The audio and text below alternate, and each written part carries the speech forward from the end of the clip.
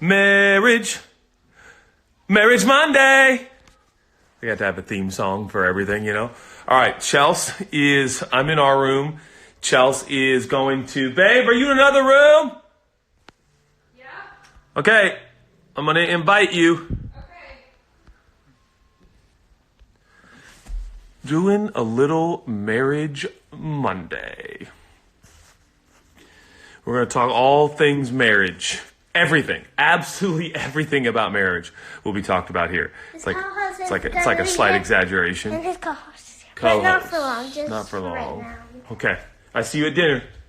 I love you. You close the door? Oh, that's what true love is. You can't do it? Oh, geez, you need to sit down and we'll do it together. Where's it come up though? Oh, so you click on Me Live. Okay. Thanks for the tutorial. Yeah.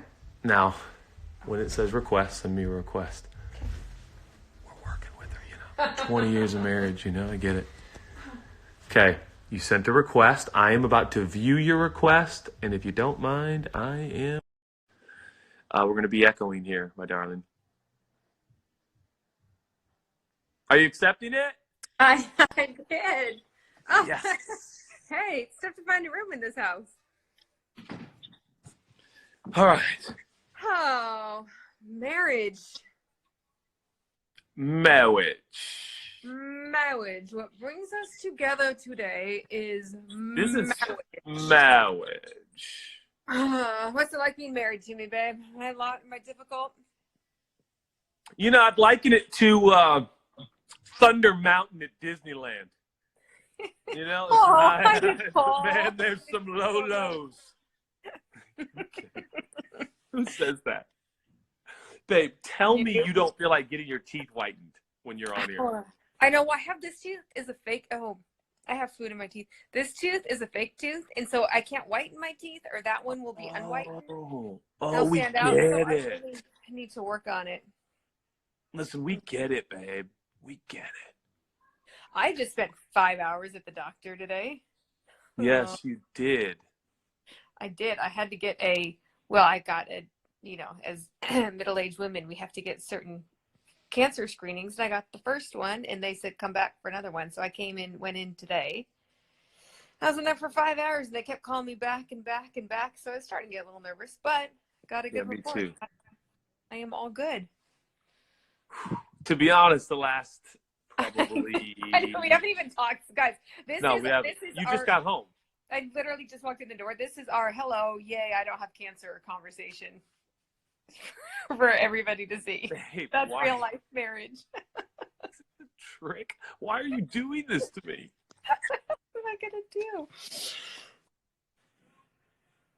do? I was pretty emotional today. Oh, you weren't? Yeah, you were in there forever, and we didn't know.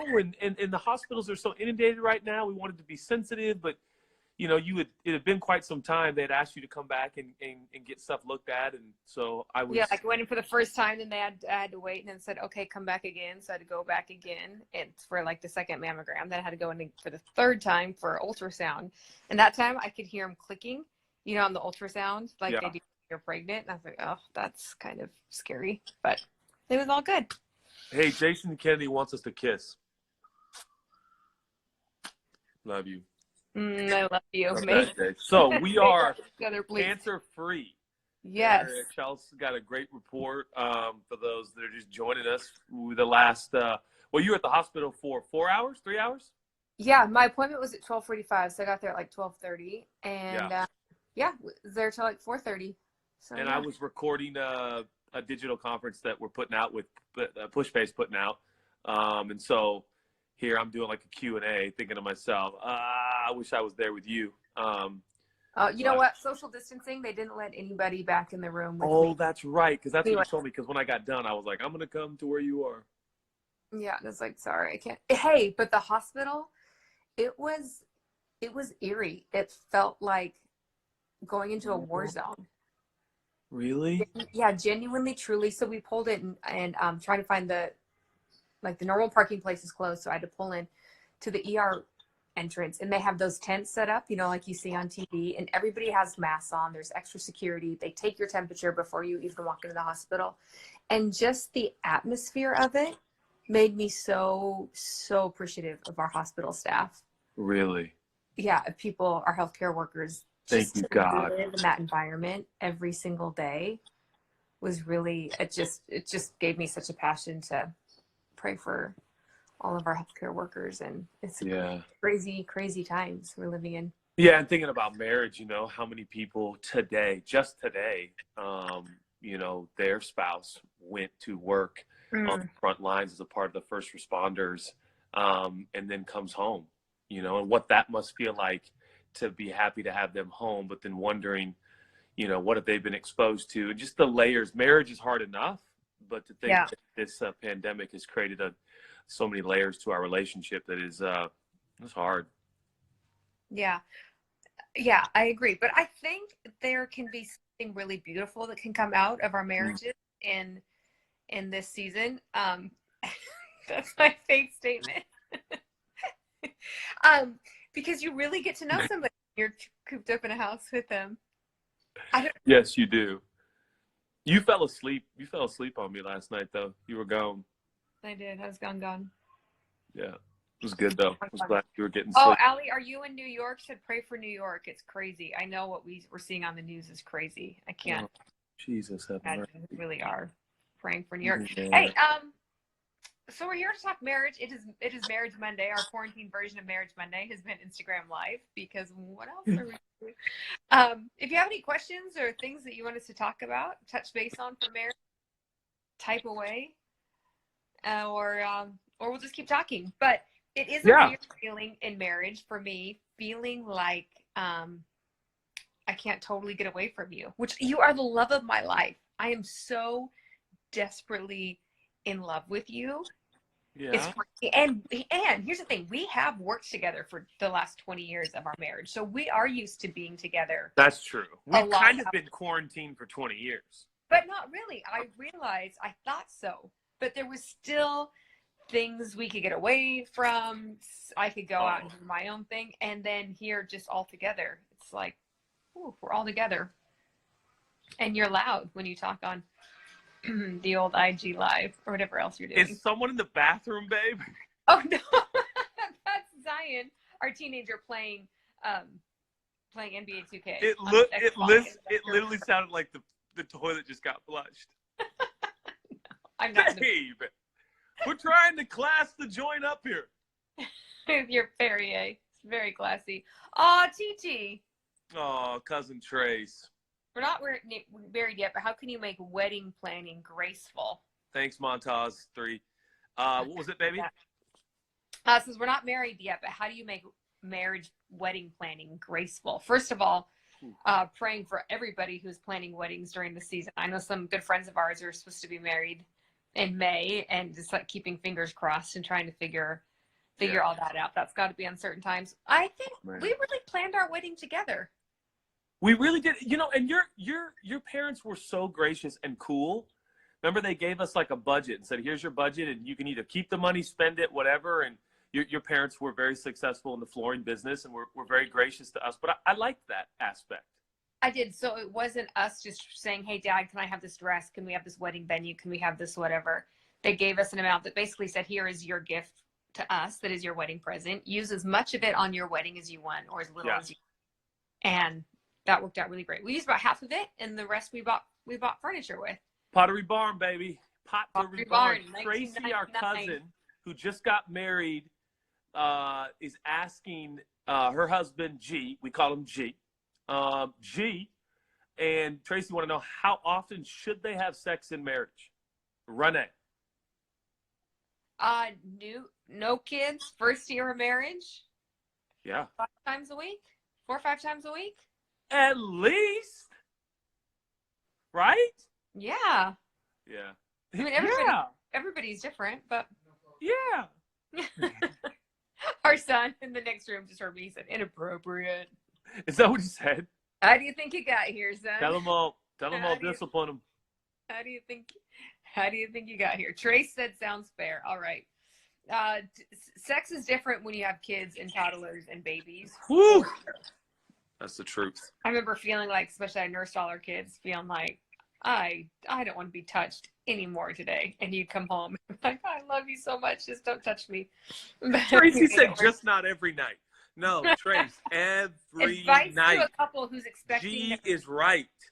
Somebody just said advice to a couple who's expecting their first child. My biggest advice, well, I just said it like things change, is this. I've seen so many parents begin to orient their whole world around their kids once they have kids. And I understand the drive. You love them so much. You feel this need to shape this human being. But we're planning on being married for our whole lives. That's and right. we only have, 7 years left before our youngest graduates high school. Oh, man. And then we're going to have an empty house. And it's still going to be me and you looking at each other. And if we built our whole life around our kids, imagine how awkward that would be, or feeling like we don't know each other yet and we have to get to know each other all over again. So keep your friendship strong. Do not build your marriage around your kids once you have them. Keep whatever because they leaving. They're leaving. Hey, I saw this. Yes, we are in other rooms. I see you. Yes, we are in other rooms of our same house. Nate_Merck. Yes, we're in other rooms. Yes, I was driving home from a doctor's appointment at 5. Yeah. So we did it this time, which is kind of fun. It almost feels like a FaceTime. We can catch up on our day this way. Yeah, I like it. Oh, how to navigate a sick parent. Boy, we have also navigated. Oh, man, we have. Yeah. That was hard. Yeah, there's no perfect formula for that. That's for sure. Probably just a lot of love. And I would say based on that parent or parental figure that you kind of lean into, how do they feel loved and cared for and taken care of, and try to meet them there, Thank you, Patty, for praying for our marriage. Oh. I mean, I think with We a sick need it. parent, you still need to have healthy boundaries, and it can feel like a sickness can come in and take over your life. Yeah. And I don't think that's always going to be healthy. But also when your dad was fighting cancer, I had to remember, and I was super close to your parents, just like you're close to my parents. I've known them my whole life and was really close to them. But it's still different when it's your father-in-law than when it's your dad. And I realized how much extra grace I had to give you during that season, and not expect as much from you, and give you a little more leeway, and just be sensitive to the fact that your dad was battling cancer, and be aware of that, as you were doing for me in this season.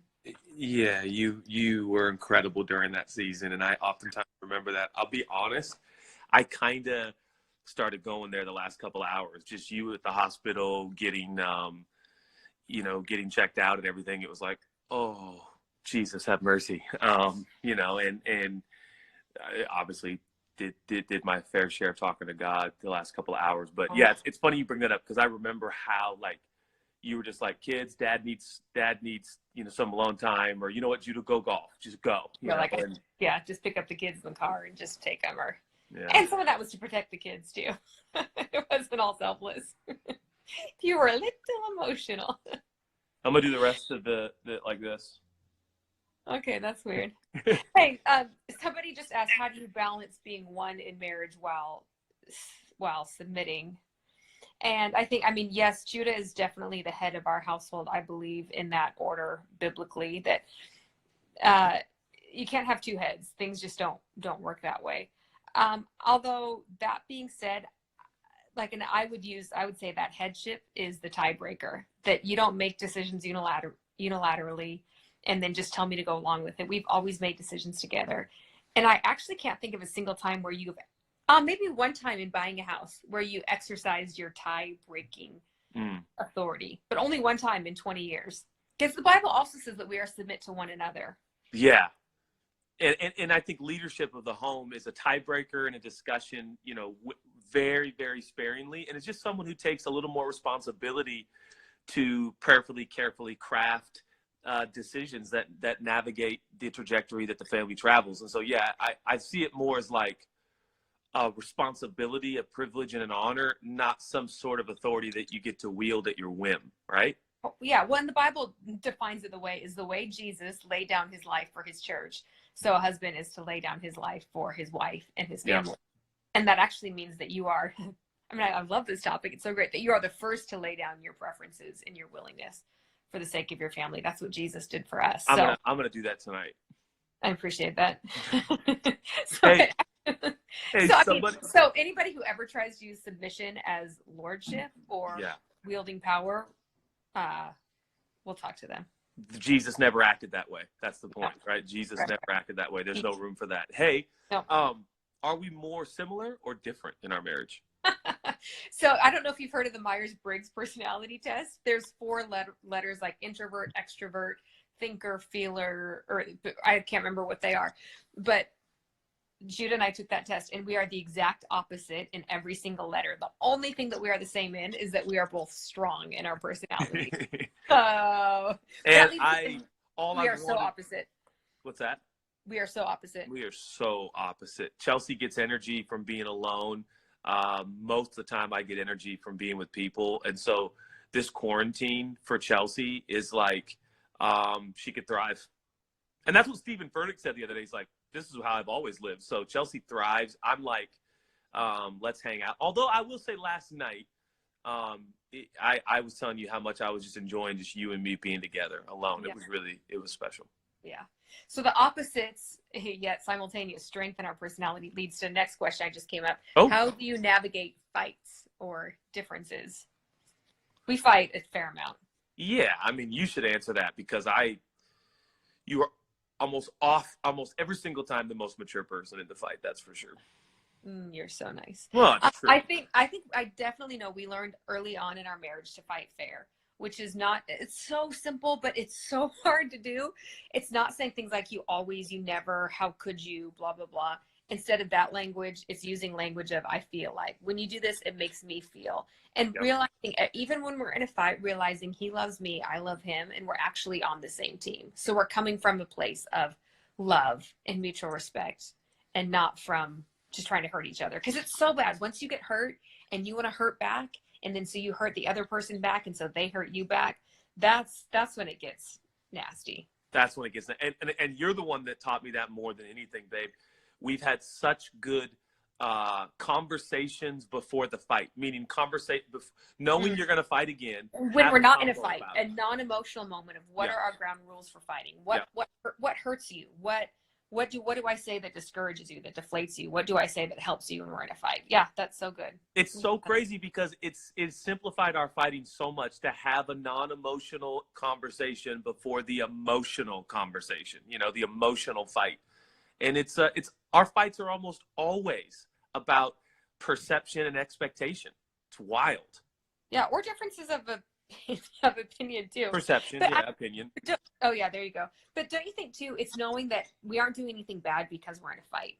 We're actually just in a fight because we are two strong individuals who love our lives and care about it, and that's why we're disagreeing right now. I think we can think a fight is a bad thing. Yeah, and Dylan, fair, it's not bad. Yeah, and Dylan, you know the answer to that. Chelsea's so good at saying, let's put a pin in it. We're too emotional, we're too charged, we're exhausted, we're tired, we're going to go to bed, and we're going to pick it up in the morning. And that was almost a sin in the way I was raised. Yeah, because somebody literally just asked, how do you do that with don't let the sun go down on your wrath? Mm-hmm. Go ahead, babe. Sorry. No, you were going to say because I'll say put a pin in it. But yeah, because you're emotional and you'll get to a place where this isn't going to lead to anything healthy or helpful. We're not going to fix anything. We're actually just going to do things that are going to hurt each other. Although only one time have we ever not slept together because we were mad. Yeah. So I will say our 15-year-old just said, really? Yep, son, really? Yeah. Yeah. And so it's not so we're not going to bed. There's a difference between going to bed saying, hey, we're going to put a pin in that. Let's just wait till we both calm down, and actually calming down and not letting your mind fester all night thinking, I can't believe he did this and he did that. And you're just laying awake in bed, making your case for yourself or feeling sorry for yourself. That's not going to help anybody either. If you're going to do that, you may as well just stay awake and fight it out. But I do think it does take some mental and emotional maturity. Just we're going to go sleep on it and still believe the best. And I will say to that question, I do think it's good sometimes to have the kids see us disagree. Fight, maybe not, but a strong disagreement, we've not totally shied away from that with our kids. Anytime we're talking about, an employee or someone at church home or a pastor or a leader or anyone, a public figure, we do that privately. And my parents did that as well. For sure. Oh, Dylan Fultz just said great questions, Jay. Shoot, I missed him. Oh, let's see. You guys Okay, both took your I'll weakness. go back. Let's see. Oh, you can do Judah, that. I'm more of an emotional fighter. How do you handle that and not go too far with your words? Honestly, the only traction I have found, and I still struggle, Jay, is basically saying there are words that are off limits. And saying that you can't say them. Like divorce, you can't use the D word in our house at all. Like you just can't threaten. You can't put that on the table and use that for leverage. So honestly, that's the only real traction I found because my emotions run wild. But when I use a word or try to use a word, or in some cases think about using it, I'm like, I can't. Or Chelsea would be like, we don't use that word. And I just own it. I'm like, oh, that's right. You're emotional, but you really don't try to lash out and hurt me when you feel hurt. You've done a really good job at that. Well, and I think that's probably over the years, us connecting non-emotionally. That's helped me. But, and I think you realize the price you're going to pay for it. Like you're going to ruin the whole day. And it's like, that's not worth it. No, it's not worth it. And sometimes you just need to have sex. That's just the facts. That's so true. Sex for us has been like it's like covered a multitude of emotional fights we would have had. But we haven't used it to cure a fight. Like just to leave something undone. Oh, it's not, right. Okay, without communication. We're just going to sweep this under the rug and have sex. But when you feel like things are just like you just find yourselves easily agitated, Grace just left the room. Hey, we should do this more often, talk about sex and they'll leave. Yes. Just FaceTime each other, babe. But what was I saying? Oh yeah, it's not using sex to cover up things that you do need to talk about. That's not healthy. But when you just find that low level agitation, you're not connecting. Sometimes you honestly just need to have sex. Yep. It restores intimacy. It is God's gift to marriage, to trust and intimacy, and it literally releases that glue chemical that goes into our brain that God designed us for that. And sometimes you just need that back in the relationship. So real. So real. So real. I could keep going on and on about that. I know somebody just asked a great question. If Judah gets energy from being with people and Chelsea needs alone time, how do you balance that? Oh man. I'll give a really honest answer. Yeah, that's right. I think I was going. We haven't totally balanced that in a lot of ways. And I think I felt like I was being spiritual by sacrificing my needs at times, and it left me feeling pretty drained and pretty fatigued and empty at times. And so I think I had to realize that as much as God made you an extrovert, God made me an introvert, and God made me that way for a purpose, gave us to each other as spouses. That's and right. That just as much as I need to at times push past my comfort zone and go hang with people when I don't feel like it, you need to push past your comfort zone and just have quiet moments when you don't feel like it. Right? Yeah. I mean, I don't mean to sound like a broken record. It gets back to having conversations before it gets too emotional, and saying, hey, this week, babe, you've been so good in our family, Smith family team meeting at the beginning of the week. And we kind of all put our desires and expectations and kind of how we see the week. And not only has that helped our parenting, but it's really helped me. And frankly, during the quarantine, we haven't done that as much. And that's probably, I know Instagram Live has definitely at times been a massive withdrawal from Chelsea, as typically I would get off Instagram Live kind of buzzing with energy, like, it was so much fun. And so we're trying to talk that, but I wish I initiated that more, but I'm really grateful that you do that. But you know what I'm glad we haven't done, and I have seen some couples do this who have our personalities, is we haven't just been like, okay, I'm always going to stay home and Judah's always going to go out. And you end up living separate social lives. And maybe you do that and you feel peace about that, so I'm not trying to judge you. Right. That's other people's marriage. You have your own relationship with God and the Holy Spirit to do what you feel like. But my question is, where is that going to lead you 5 years from now and 10 years from now? Like I don't want to have a separate social life from you. Right. So I think we both made decisions to do uncomfortable things at times. Yeah, I was like, wait, are you asking me a question? That didn't sound like a question. Okay, we're struggling with communication right now. I'm like, yeah, wait, are you mad at me? Babe, seriously, are you mad at me? Admit it right here. You're like doing that? Right here, right now. Yes. I've been meaning to tell you. Like, we get into a real legitimate fight on this. That'd be awesome. Does the Smith family keep eating us? Yeah. It has dinner is what it has. We do dinner.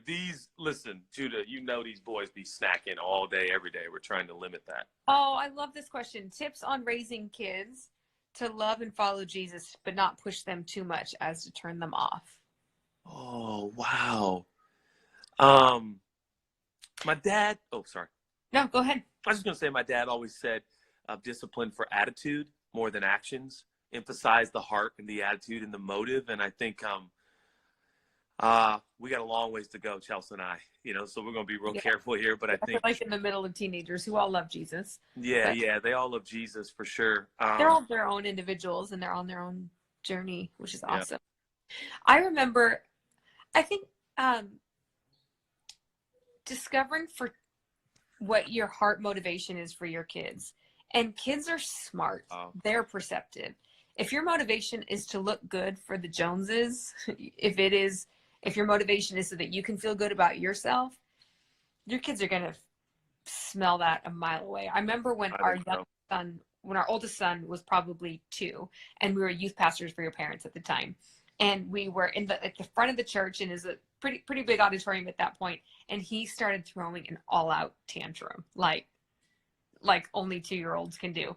Yeah. And I was carried about the side door of the church, not a quiet carry, like a literal legs kicking carry, everybody's noticing. And my dad was preaching, right?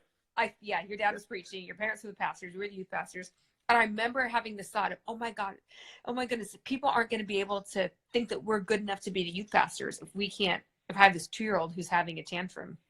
And I don't have a lot of these moments, but for me, in that moment, I had one of those amazing, God just spoke to me so clearly and said, Chelsea, you don't ever discipline your kids out of being worried what other people are going to think of them. Wow. And I'll say for me in that moment, because I wasn't like you. I wasn't raised a pastor's kid. I don't like raising pastor's kids, and kids are a little bit maybe more in the spotlight.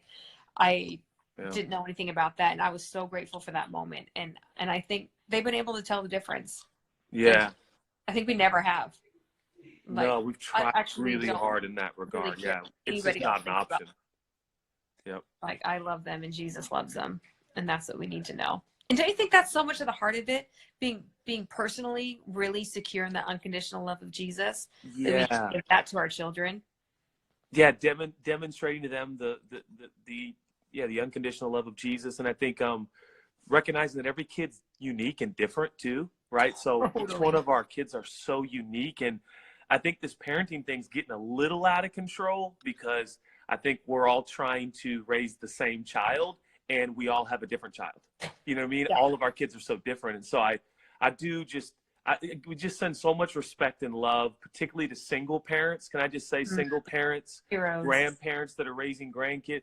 You're heroic. And each parenting experience is so unique. And that's where it's wild to see a child turn out one way and then a sibling turn out the exact opposite, and yet they had the same parents. And so much of what we're saying is, hey, here's what Scripture, here's what's changed our life, here's what's helped us. But man, thank God for the Spirit of Jesus that helps us every day. Every day. And I think the other thing we need to remember is that there is grace and mercy in our parenting. I think we can live under so much fear when we feel like the way our children are going to turn out is completely dependent on us being perfect parents. And no parent is perfect. And I really believe that God's grace is so big that he's going to cover my multitude of mistakes as a parent. Totally. He's going to go after my kids. I was talking to Pastor Craig Rochelle on Instagram Live, and I said, name dropper. What's that? Yeah, name dropper. Name dropper. Help me not scar my kids. And he just said it was so great. It was even getting a little glitchy, but he's like, you're gonna scar your kids and they're gonna scar you. It's just the way it is. Jesus will help you. And I was like, oh, perfect. Okay, we're good. I know. I used to think I pray the kids don't end up in counseling, and I'm like, Yeah. I pray they do, because that means they're humble enough to go get Yeah. help and know. I think we all need counseling. Yeah. So that's changed. Oh man. Well, a few more minutes because we actually do have family dinner Yeah, that we do. starts in a couple of moments. Any what other little questions? There's so many good questions, everybody. Thank you so much. This has been so much fun. Yeah. So Anything fun. else, babe? I think just last thing, quarantine, like little things can really begin to get under our skin in this time, in this season. Yeah. I wish I had better advice. Not let that happen. Your voice, literally, when you're on Instagram Live, it's like you just have a voice that carries through the house, and I kind of want to wring your neck, and I don't. Yeah, it's literally be. become the biggest challenge for you during this quarantine. There you have it, folks. There you have it. Have we ever put the church home before our kids? Man. I hope not. I'm sure there's been times, consciously and subconsciously. I don't know if We're gonna do this again. Yeah, every Mondays at 5 during quarantine. Mondays at 5, and we'll just do it in different rooms. Like, this is fun, babe. Yeah. Thank you, Patty. Thank you, Trace. Michaela.s. Thank you so much.